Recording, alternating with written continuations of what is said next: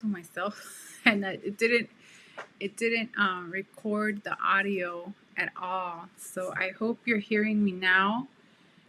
Comment if you are. That would help me. I'm trying to. I don't know if I'll be able to comment back, but I will look at your comment section here.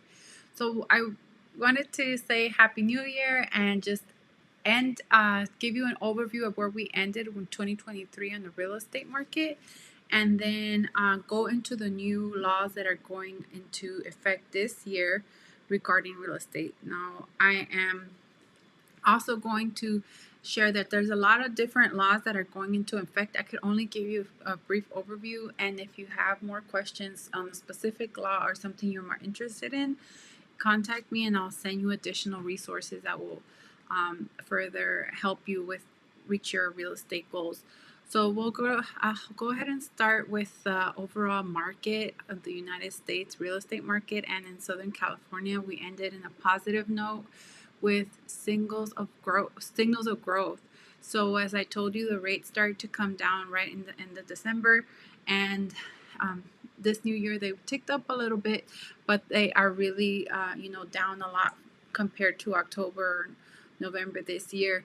So that is bringing on a lot more listings, especially here in Southern California, which is really good. And at the same time, more sales are happening because a lot of people that have been waiting on the sidelines are now coming to the table.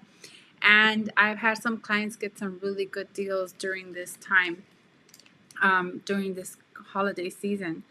So I wanted to share that with you, and I also wanted to share with you regarding the home prices. Everyone keeps waiting for home prices to drop. The reality is that they're not. Okay, so they're not. I had to check the audio on my live. Just did that myself.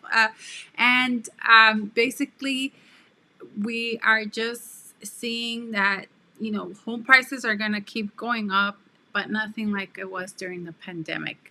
And, still there are a few more buyers than sellers, but it's a lot more doable than it was during COVID. And despite, rates coming down, that our biggest problem here in Southern California is affordability. The rates are helping a little bit, but prices are still pretty high and going up. So that's, the ongoing story for us. So we'll see how that changes in this coming year.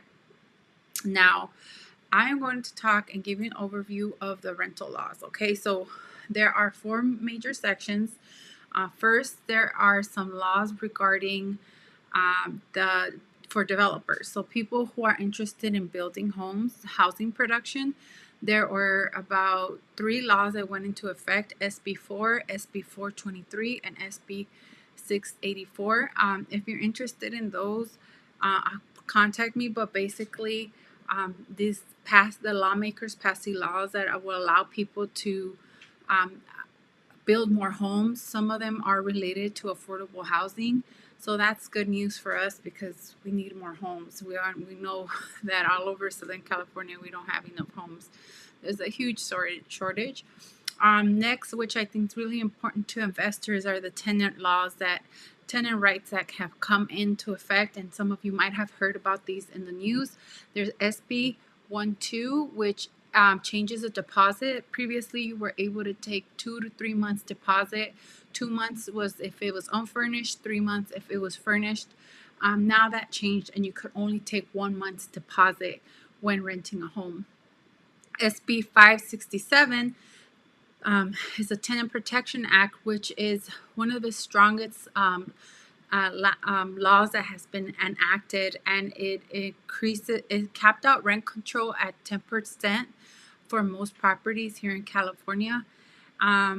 So, and it also is changing the way that people could take back the properties if they say that they're going to either rehab them and things like that. To complete repairs in the property, they actually have to do that. And then SB 1418 has been in the news for crime-free housing, which means that it doesn't allow landlords to, let's say, evict someone if they think they're involved with criminal activity or conviction, or they cannot refuse to rent to them in the first place. Landlords are still allowed to do background checks, but you cannot, let's say if you feel like, or you hear that there's some police coming around to a property, start evicting them because of that. And there are environmental restrictions that have been removed, that have been passed. So I won't go into those, but those have passed. And then there's ADU laws. So ADU laws required most of the owner to live on the property to allow those in some cases, but now that doesn't is not a requirement. And that is for SB 1033. And you could also sell the ADU now separately from the primary residence. I did attend a webinar specifically for this law, so if you guys are interested, you have to subdivide the property. It's quite an involved process, but that it can be passed now. Okay, so if any of you are interested in any of these new laws, contact me. I'll be glad to help you with them, get more resources for you. If you're interested in a market update on your specific zip code on how houses are selling, I could send you that as well. Just contact me and let me know what other questions you might have. Okay, Happy New Year's, and I hope I am the one that helps you with your real estate goals this year. All right, take care. Bye-bye.